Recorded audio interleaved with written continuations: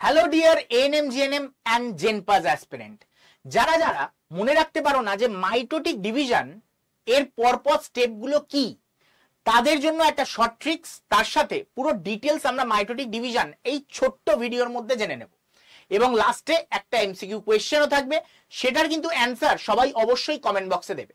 তো চলো দেখে নি কিভাবে মনে রাখতে পারি পিএম অ্যাট সিএমস হাউস।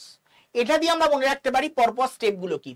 পিএম এর P for prophase, M for metaphase, A for anaphase, T for telophase এবং সি ফর সাইটোকাইনেসিস। তো এইভাবে আমরা চারটে স্টেপ প্লাস সাইটোকাইনেসিস আমরা মাথায় রাখতে পারি। প্রথম চারটে ফেজ হচ্ছে কি ক্যারিওকাইনেসিসের বিভাগ। এবার চলুন আমরা দেখে নেব যে প্রোফেজ দশায় কি হয়, নিউক্লিয় পর্দার অবলুপ্তি। মেটাফেজ দশায় কি হয়, নিরক্ষীয় অঞ্চল বরাবর বাইভ্যালেন্ট ক্রোমোজোম গুলো সজ্জিত হয়, এটা হচ্ছে প্রধান।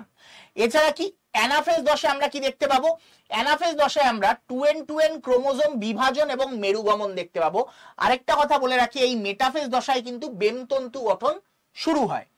টেলোফেজ দশায় আমরা দেখতে পাবো দুটি নিউক্লিয়াসের পুনর্গঠন এবং কোষ অঙ্গাণুর পুনর্গঠন শুরু হয় এই দশায়।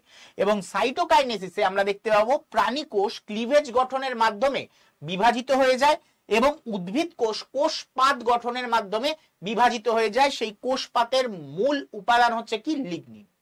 এবার চলো তোমাদের জন্য একটা কোয়েশ্চেন দিয়ে দিচ্ছি, সেটা হচ্ছে মাইটোসিসের কোন দশায় বাইভ্যালেন্ট সুস্পষ্ট হয়, প্রোফেজ, মেটাফেজ, অ্যানাফেজ, টেলোফেজ।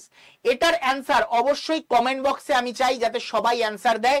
এবং যারা যারা আমাদের এএনএম জিএনএম বা জেনপাস ব্যাচে অ্যাডমিশন হতে চাইছো, তাদের জন্য এই নাম্বার দেওয়া রইল 9804030739। এই নাম্বারে হোয়াটসঅ্যাপ করে জানিয়ে দিতে পারো তুমি ভর্তি হতে চাও কি চাও না, আমরা তোমাদের কল করে গাইড করে দেব।